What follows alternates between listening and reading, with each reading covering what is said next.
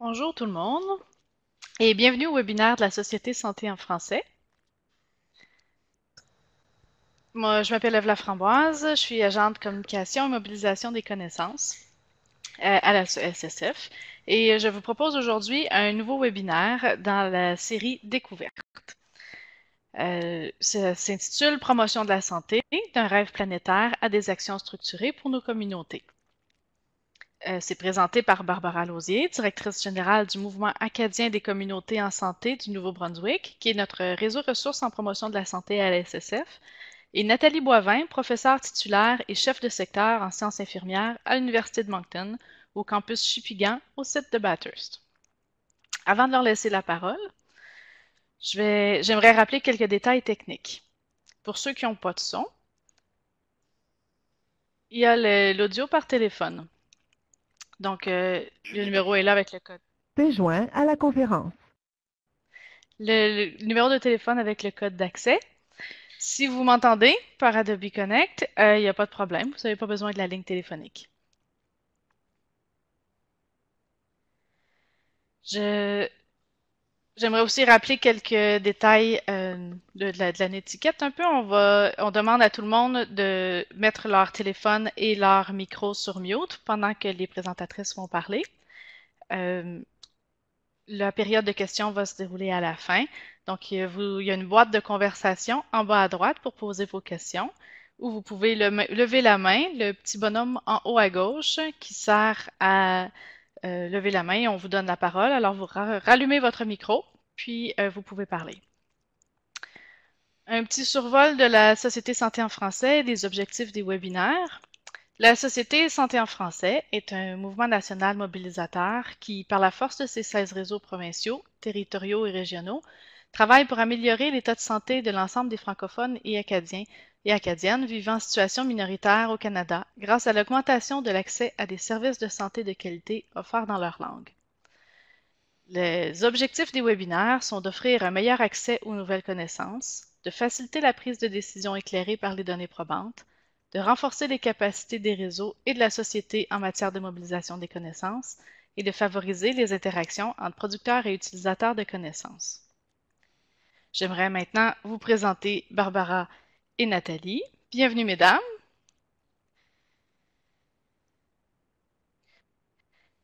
Est-ce qu'on a le son? Bonjour tout le monde.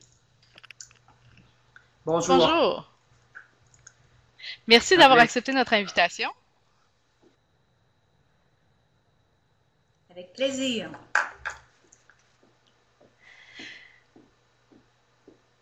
Je vous invite donc aujourd'hui, première question, que vous nous parliez, c'est quoi la promotion de la santé pour vous, puis pourquoi est-ce que c'est si important?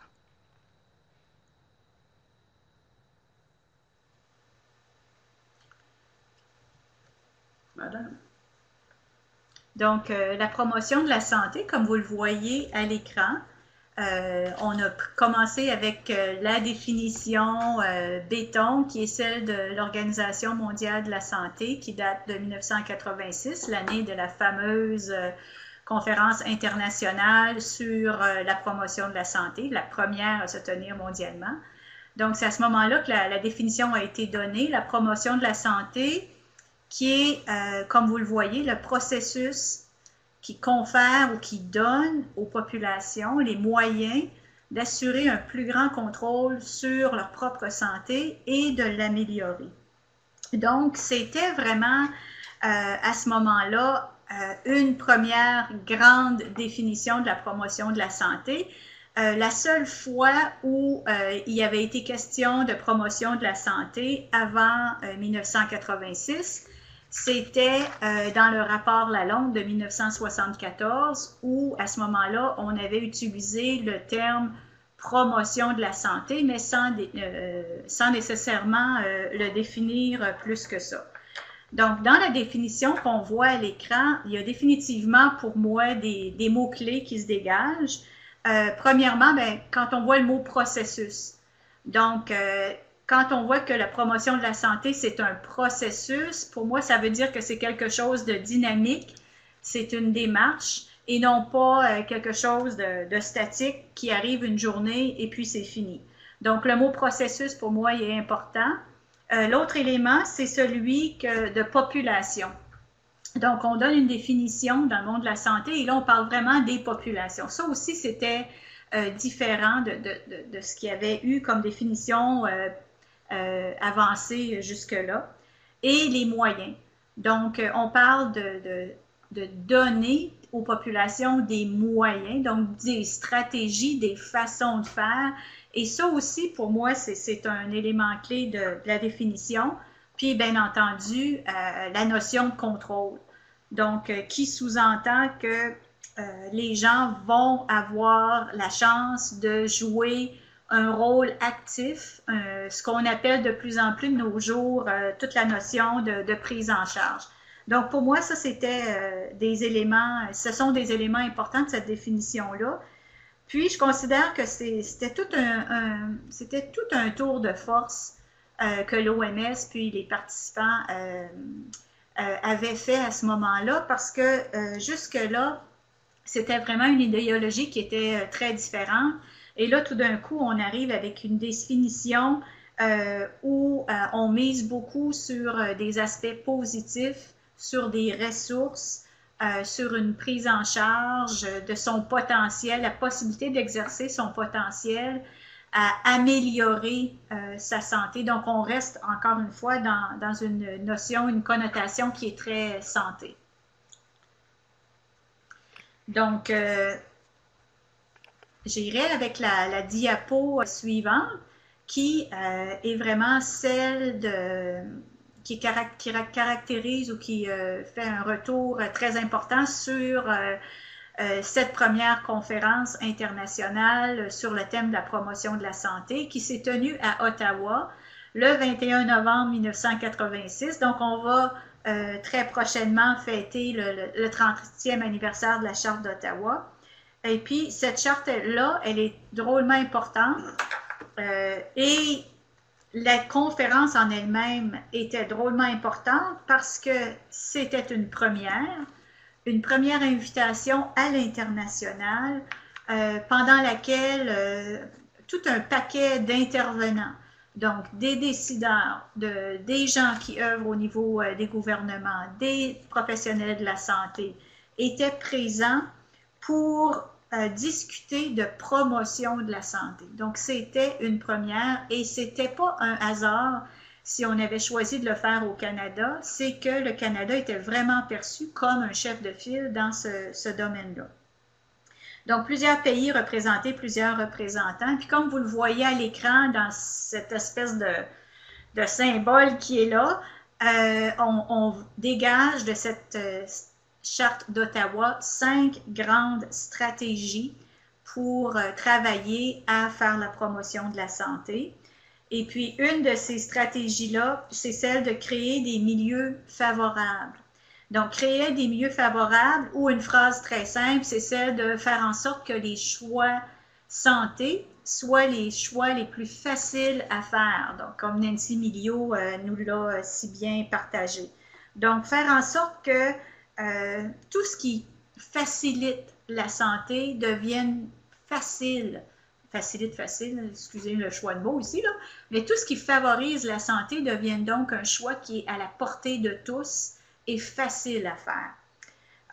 Renforcer l'action communautaire, c'est une autre stratégie de la Charte d'Ottawa qui invite les gens et invite les intervenants avec les gens à travailler à mobiliser les communautés, les gens autour d'enjeux qui sont importants pour eux. Partir vraiment de ce qui est important pour les gens pour agir par la suite. Acquérir des aptitudes personnelles était une troisième stratégie qui était listée et qui rejoint vraiment ce qu'on connaît plus comme l'éducation pour la santé. Donc, tout ce qu'on peut faire pour accompagner les gens, les communautés, mais dans ce cas-ci, c'est plus au niveau individuel, pour favoriser le développement de son potentiel, son empowerment. Réorienter les services de santé, vraiment qui invite à regarder qui fait partie de notre population, qui fait partie de notre communauté, à quel âge se situent-ils, quels sont leurs besoins pour vraiment orienter l'offre de services selon les besoins des gens. Puis la cinquième et dernière grande stratégie de la Charte d'Ottawa, qui est celle d'établir une politique publique saine. C'est par là où on va décider de se doter de politiques, de règles, de lois qui encouragent la création de conditions favorables à la santé. On a juste à penser toute la loi anti-tabac, la loi sur le texting au volant, présentement, tous les programmes de mieux-être, tous les politiques. Je pense au Nouveau-Brunswick francophone, la politique alimentaire en milieu scolaire, qui fait en sorte, encore une fois, que les choix santé en milieu scolaire soient les choix les plus faciles à poser.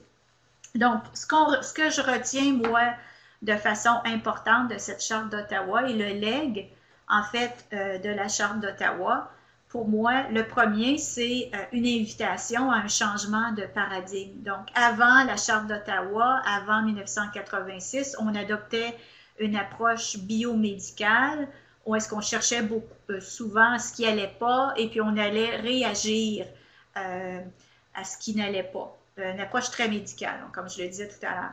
Alors qu'avec la venue de la Charte d'Ottawa, avec la venue des 5 grandes stratégies, de nouvelles définitions de ce qu'on entend comme promotion de la santé, on invite à ce moment-là à pas seulement regarder ce qui ne va pas, mais regarder toutes les possibilités qu'il peut y avoir, quelles sont les forces qui existent dans une communauté, dans un environnement donné. Et puis, ce changement de paradigme-là a invité aussi des nouveaux acteurs à entrer en place. Donc, si traditionnellement l'approche biomédicale était surtout médecin, infirmière, ben avec le changement de paradigme, on élargit l'équipe, on élargit les partenariats pour vraiment travailler à déployer les 5 grandes stratégies pour faire de la promotion de la santé.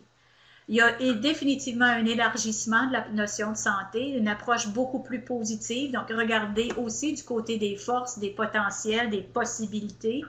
Puis, toute l'approche sur l'ensemble des 12 déterminants qui invite encore une fois à travailler aux causes profondes de la création de la santé dans tous nos milieux de vie, qu'on soit à l'école, en communauté, au travail, c'est ça.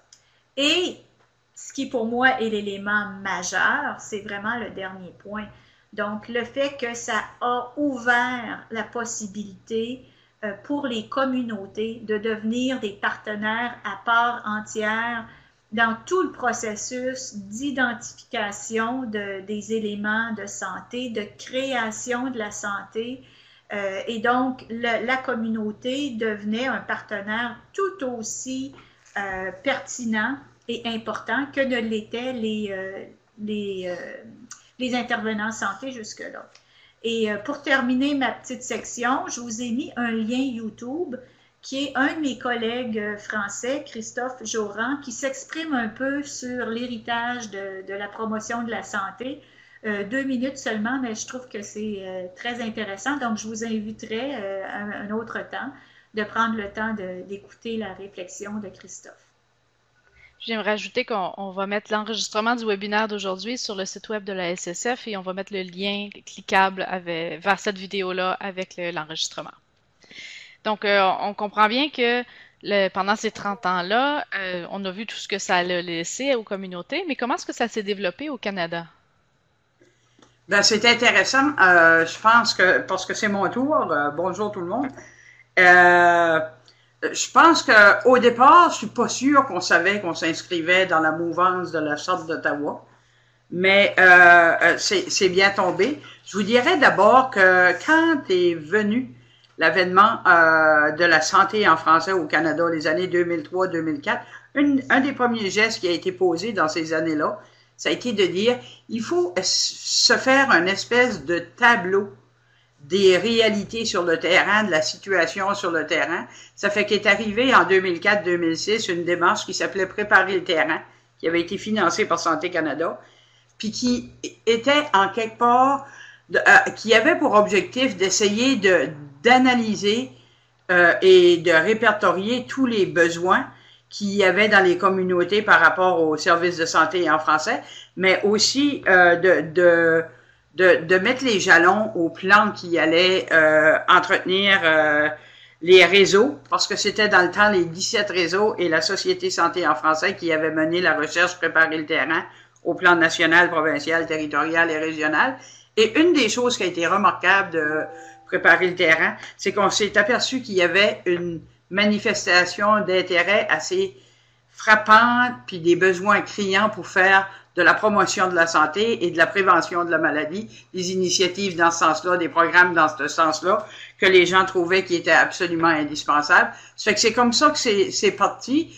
En 2005, l'Agence de santé publique du Canada a invité la Société santé en français à lui faire une proposition. Il y a donc eu un projet qui s'appelait Promotion de la santé dans les communautés francophones en situation minoritaire. Il y a eu 2-3 phases à ça. Et ça a été, premièrement, de mobiliser les acteurs, les réseaux, les partenaires sur le terrain à travailler en promotion de la santé. Il y a eu des forums, il y a eu des activités, il y a eu des initiatives, des outils qui ont été développés. Mais ce qu'on souhaitait dans le temps, c'était avoir une espèce d'approche globale qui intégrerait toute la mouvance de ces projets, de ces initiatives-là, puis voir comment on pourrait travailler de façon très stratégique et, j'ai envie de dire, avec des orientations précises en promotion de la santé. Donc, de 2005 à 2010, il y a eu le projet avec l'Agence de santé publique du Canada. Et en même temps, de 2005 à 2009, il y avait, pour ceux qui seraient et celles qui étaient là à l'époque, qui sont aussi vieux que moi, il faudrait dire, et vieilles, il y a eu des initiatives santé en français qui étaient des projets du Fonds d'adaptation des soins de santé primaire de Santé Canada. Et il y a eu beaucoup de ces projets-là qui ont eu des démarches puis des activités qui étaient liées à la prévention, à la promotion, comme en disant, ça peut devenir des leviers d'organisation des services de santé en français. Donc, et c'est à partir de ces deux projets-là, je dirais pas de ces deux projets-là, mais de ces deux démarches-là, qui étaient avec l'Agence de santé publique et en même temps avec Santé Canada et le réseautage sur l'autre front, qu'on est venu à la conclusion qu'il fallait monter une stratégie pour la promotion de la santé en français au Canada. Donc, l'énoncé de la stratégie nationale est toujours en ligne et on pourra vous la faire parvenir. Mais c'est en 2010, au rendez-vous de Charlottetown à l'île du Prince-Édouard, qu'on avait lancé officiellement la stratégie. Et de 2010 à 2013, il y a eu des projets tant du côté de Santé Canada et du Fonds d'innovation de l'Agence de santé publique, où il y a eu des dizaines de projets en promotion de la santé qui ont été menés. Et il y a eu aussi pour l'Agence de santé publique les projets de Poids santé et saines habitudes de vie et de Poids santé et école en santé qui ont été menés dans ce temps-là. Et en 2013-2018, je dirais que pour la première fois dans l'histoire, Destination Santé 2018, qui était le plan de match ou la carte routière, si vous voulez, pour le financement du mouvement santé en français, il y a eu pour la première fois Santé Canada accepté qu'il y ait une enveloppe dédiée à la promotion de la santé par le biais de l'action sur les déterminants de la santé. C'est donc ce qui a fait qu'on en est arrivé. Puis je dirais, avant d'aller à celle-là, je vais rien que faire un dernier commentaire pour dire que souligner le fait que depuis le début de cette année, il y a un dialogue qui s'entretient entre les réseaux santé en français et les parties régionales de l'Agence de santé publique, mais surtout au niveau national entre l'Agence de santé publique du Canada et la SSF, ce qui est très, très intéressant. Et comme je l'ai dit, en 2010, au rendez-vous de l'île du Prince-Édouard, a été lancée la stratégie nationale pour la promotion de la santé. Tu peux aller à l'autre, Ève, merci infiniment, ou je sais pas si c'est Nathalie qui le fait. Donc, voici l'énoncé de la stratégie nationale qui est disponible en ligne sur le site web de la Société santé en français, assurément, et sur passablement tous les sites de tous les réseaux santé en français. Et dans cette stratégie-là, ce qu'on voulait faire, et ça j'amène à l'autre, c'était de travailler autour de 4 axes. Puis vous allez voir que ces 4 axes-là, ils sont très, très en lien avec ce que Nathalie nous a présenté tantôt sur la Charte d'Ottawa. Donc, soutenir l'action sur les déterminants de la santé. Vous vous rappelez que la Charte d'Ottawa et la Déclaration faisaient une plus large place à une vision élargie de la santé. l'influence des politiques publiques, renforcer les capacités des communautés et développer les connaissances et les compétences. Donc, de façon plus précise, si vous le voulez, je vous amène à la prochaine, où on dit que quand on parle d'influencer les politiques publiques, là, c'était surtout, et nous on parle beaucoup d'instaurer l'équité en santé pour les populations et collectivités francophones en situation minoritaire au Canada, parce qu'en plus d'être une partie de la population qui a à se bâtir une santé, on a aussi à travailler dans un contexte minoritaire où la langue peut devenir, et notre culture peut des fois devenir une complication à l'atteinte de services de santé équitables. Donc voilà, et il y avait soutenir l'action concertée, puis novatrice aussi, la façon de réinventer et de proposer des solutions novatrices au système pour agir sur les grands déterminants de la santé. Puis comme Nathalie l'a dit, les milieux, les conditions de vie propices à une bonne santé et au mieux-être. Et souvent, puis je vais faire une note ici, parce que souvent on dit ailleurs au pays et sur le plan national, on parle de bien-être. Pour nous, ici, au Nouveau-Brunswick, ça a toujours été, on a toujours tenté d'influencer les choses pour parler de mieux-être, parce que le bien-être avait une connotation assez défavorable dans le sens que le bien-être social était l'aide aux revenus pour les personnes qui n'avaient pas la chance d'avoir un emploi ou des conditions de vie. Ça fait que nous, quelqu'un avait dit un jour, le bien-être, c'est bien, mais le mieux-être, c'est mieux. Je le souligne. La troisième stratégie dans notre... le troisième axe dans notre stratégie nationale, c'est de renforcer les capacités communautaires de prise en charge de la santé, l'empowerment, Nathalie en a parlé tantôt, et de développer les connaissances et les compétences nécessaires pour établir de meilleures pratiques en promotion de la santé. La promotion de la santé, puis ce webinaire ici en est une belle démonstration. La promotion de la santé, c'est un domaine de la santé qui est assez méconnu. Tout le monde pense qu'ils font de la promotion de la santé. Puis souvent, c'est peut-être pas exactement ça. Normalement, la promotion de la santé se fait avec l'ensemble de la population, puis à l'extérieur des structures médicales surtout, et beaucoup. Donc, je pense que voilà, j'ai voulu faire le tour des 4 axes principaux de la stratégie nationale pour vous en donner une idée. Et je pense qu'on est prêt pour aller plus loin, Ève, si vous le voulez bien.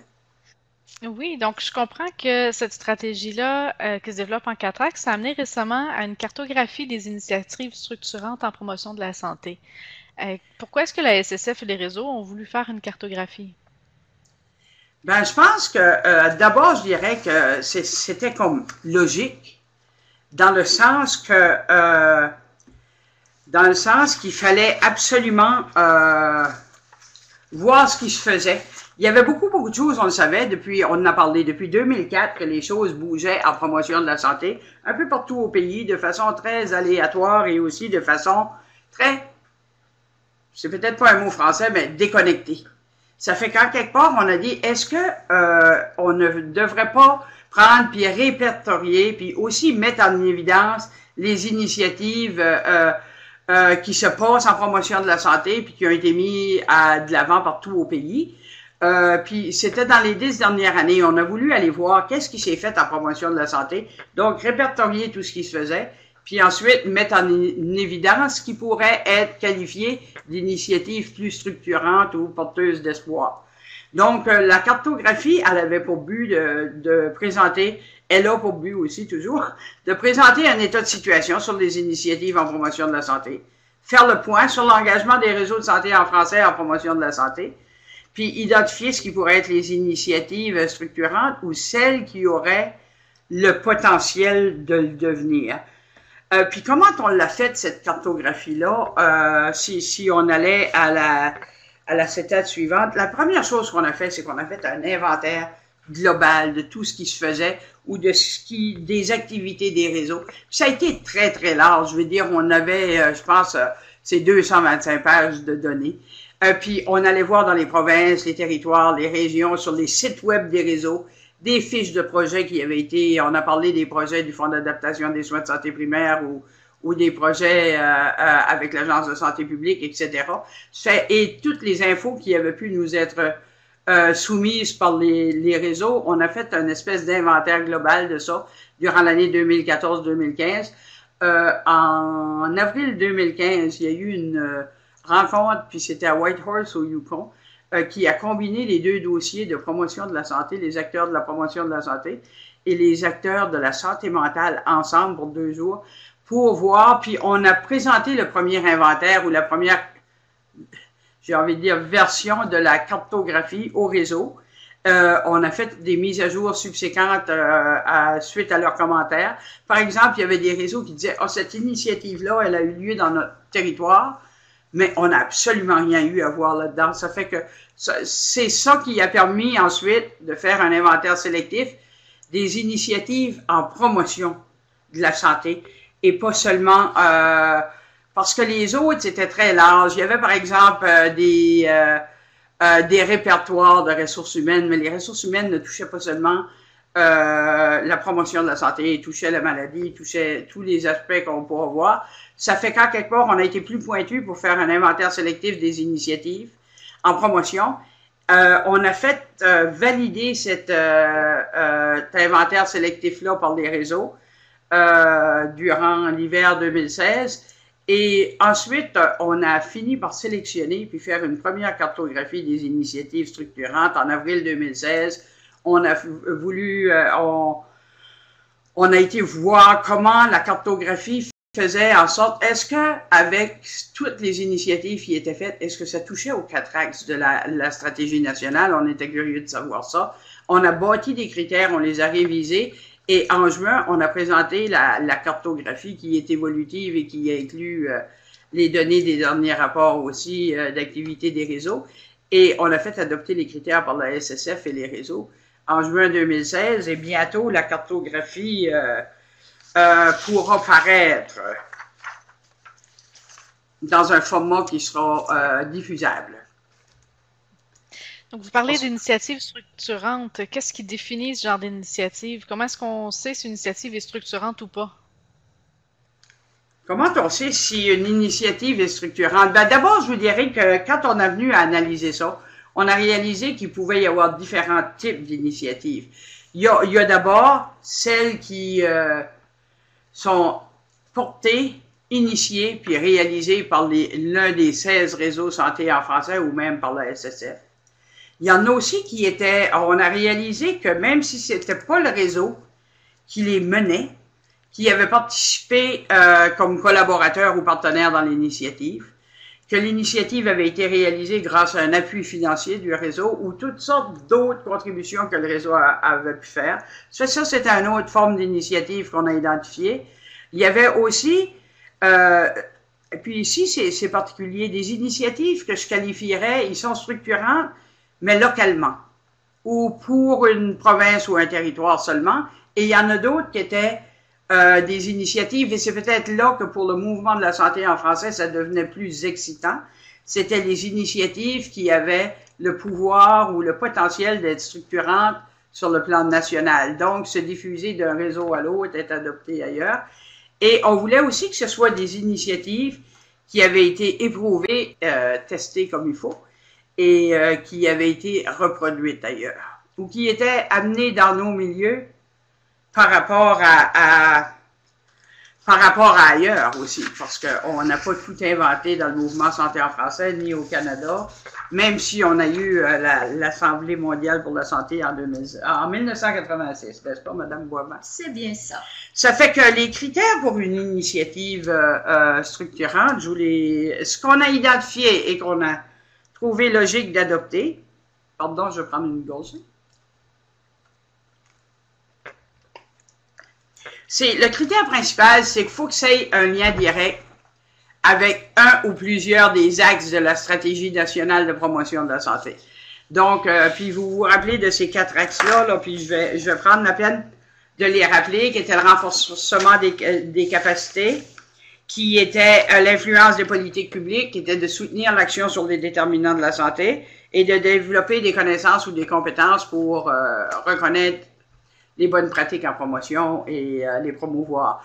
Donc, ça, c'était le critère principal. Ensuite, les critères secondaires, on voulait s'assurer qu'il y ait une certaine pérennité possible. Donc, qu'elle puisse durer dans le temps, puis qu'elle laisse des traces dans la communauté où elle s'implante. Ça, c'était un des critères.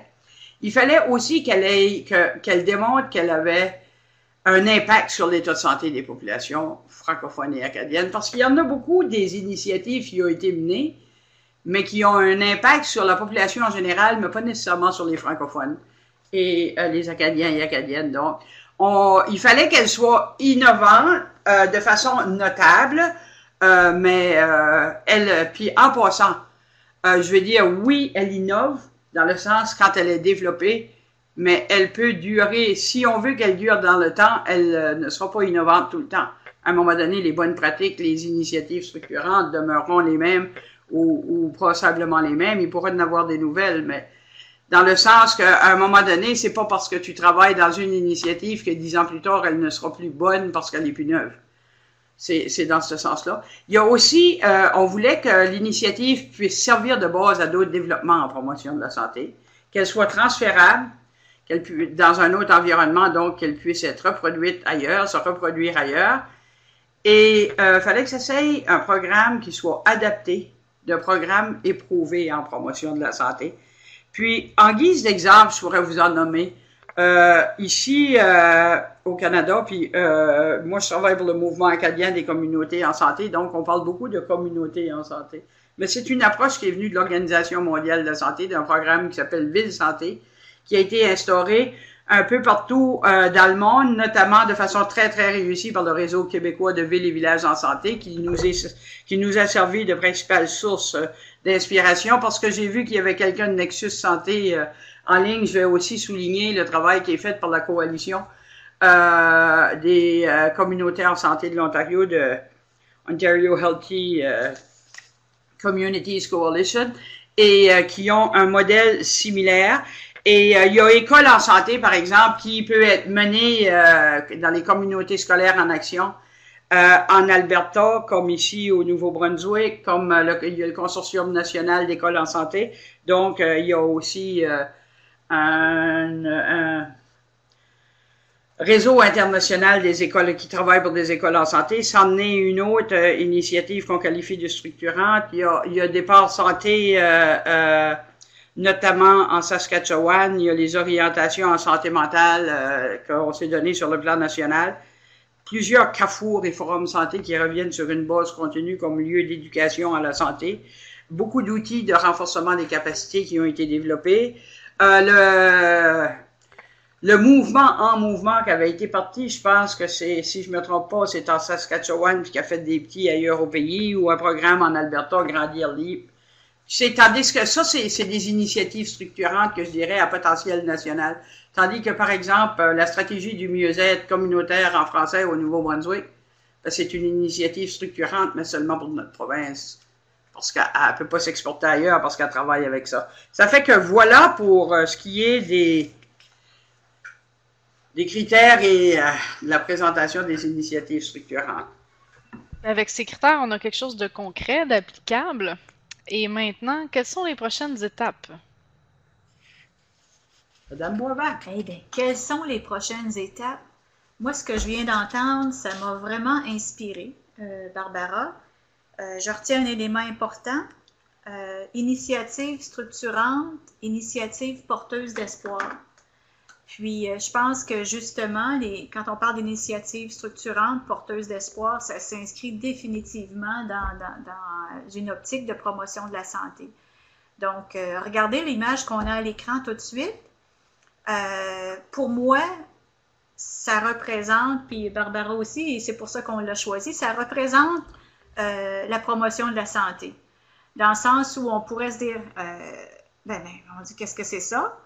Mais en même temps, on peut se dire, on peut arriver face à une image comme celle-là, dans un paysage comme celui-là, et se dire, wow, OK, à partir de maintenant, comment est-ce que ensemble, on a le goût de mettre de la lumière, mettre de la vie, mettre du soleil dans ce qu'on a présentement.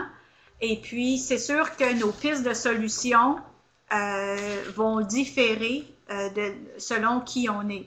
Moi, je regarde cette image-là, J'adore le plein air, fait que je me dis tout de suite, wow, quel beau potentiel de faire une superbe belle piste de marche, une piste de vélo de montagne, et en arrière, il y a l'air d'avoir une montagne, ça serait le fun en Titi. Peut-être que quelqu'un d'autre aime plutôt faire du jardinage et tout ça, puis dit, hey, on pourrait se faire un superbe jardin là-dedans. Quelqu'un d'autre aime peut-être tricoter. Puis se dirait, me semble que je m'installerais un petit pommier en quelque part avec un espace où est-ce que je serais bien pour tricoter. Puis j'inviterais d'autres personnes qui aiment tricoter aussi, qui ont le goût d'apprendre. Puis voyez-vous, c'est comme ça un peu la promotion de la santé, c'est de se dire, ben j'arrive, je suis à un endroit, dans un milieu de vie, quel qu'il soit, qui est autour de moi, qui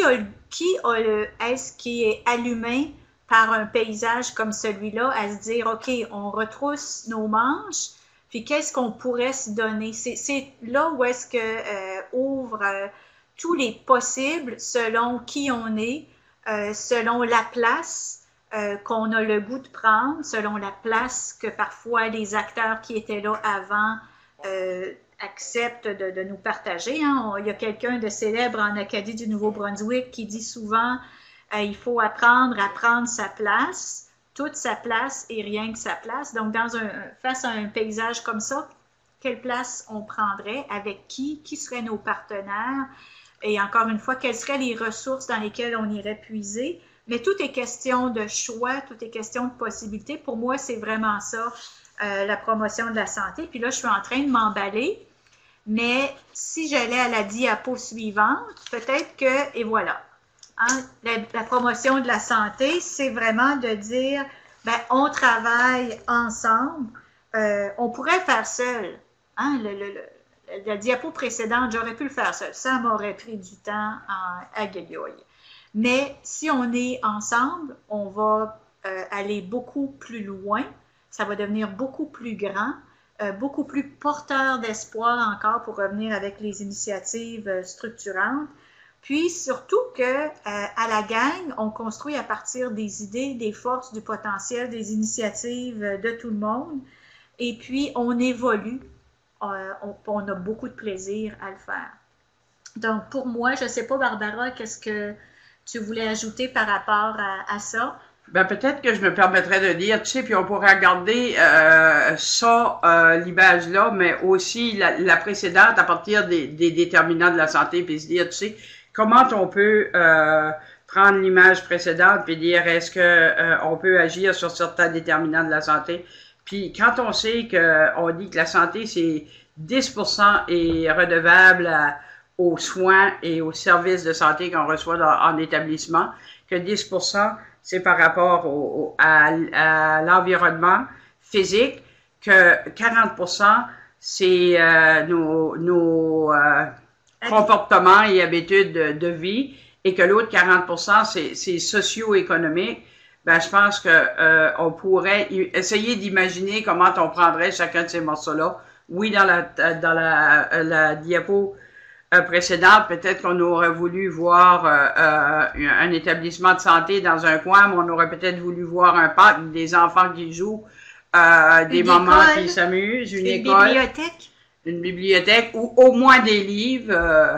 Peut-être que dans un coin du parc, on aurait pu avoir une classe d'alphabétisation, etc., etc. Ça fait que c'est dans ce sens-là qu'on parlait qu'on peut aller d'un rêve planétaire qui était la Charte d'Ottawa à des actions structurées, comme le jardin communautaire de la diapo d'après. Mm-hmm.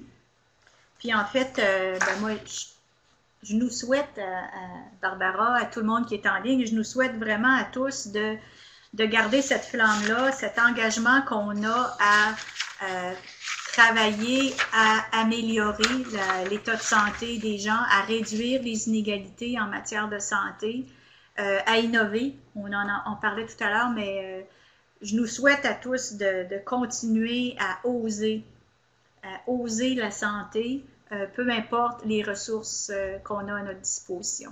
Et la promotion de la santé, si je peux me permettre de dire, c'est merveilleux parce que c'est le seul domaine de la santé où on peut contaminer à outrance, qu'il n'y a aucun risque, et qu'on peut le faire dans le bonheur. Donc, en ayant du plaisir avec les gens qui veulent travailler avec nous, puis Je me rappelle de quelqu'un qui disait, puis de réseaux qui nous ont demandé, ben c'est quoi, comment qu'on pourrait travailler en promotion de la santé, puis quelqu'un disait, l'important c'est d'avoir quelqu'un pour chauffer le poêle.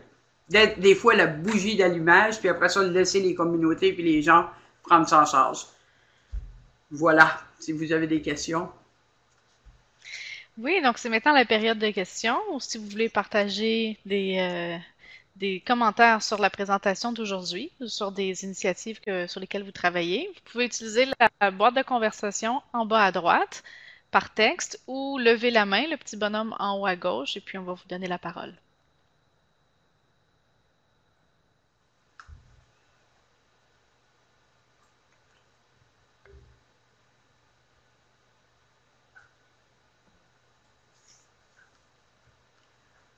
Gênez-vous pas parce que sans ça, on va penser que c'était plate.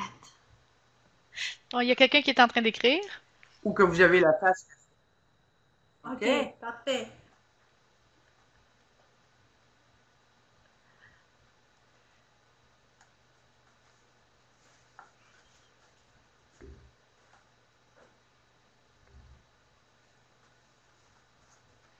Donc, Kathleen Gagné qui dit merci pour cette présentation. Quand pensez-vous rendre la cartographie de ces initiatives disponible?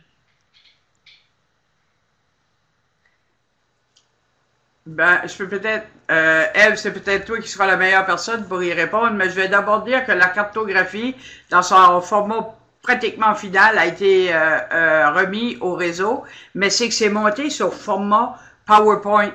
Donc, on veut en faire un document plus convivial et excitant, et c'est Ève qui pourra répondre du national. Quand est-ce qu'on pense la passer? En fait, je vois que Mylène est là. Je sais pas si elle répond à ça. Non. Donc, effectivement, il y a encore un peu de travail à faire sur le format de livraison. On n'a pas de date encore de précise, mais on veut s'assurer de garder tout le monde qui est en ligne aujourd'hui au courant de la livraison de la cartographie. Mylène écrit « Merci, très intéressant. Bravo pour votre enthousiasme. » Oui, Barbara? Oui, j'aurais voulu ajouter que le rendez-vous santé en français de l'automne 2017 sera un beau moment pour lancer une cartographie. Au moins. Oh, plus tard. Au plus tard. Il y a d'autres choses, j'imagine. Kathleen Gagné. J'essayais de donner un délai dans le temps, pas trop.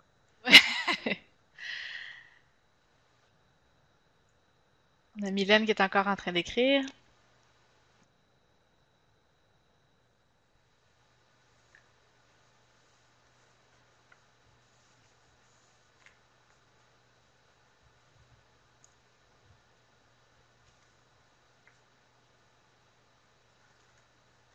Oui, l'information sera certainement partagée dans les prochains mois. Effectivement, Mylène est en charge du dossier. Donc, est-ce qu'il y a d'autres questions?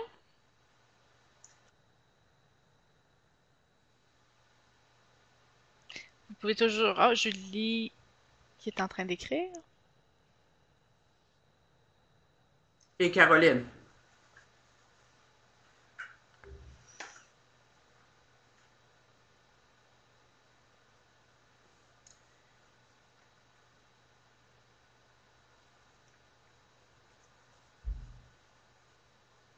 Merci d'être si inspirante, nous dit Caroline. Julie dit, pouvons-nous avoir une copie de la présentation? Oui, effectivement, ça va être en ligne d'ici la semaine prochaine sur le site santéfrançais.ca.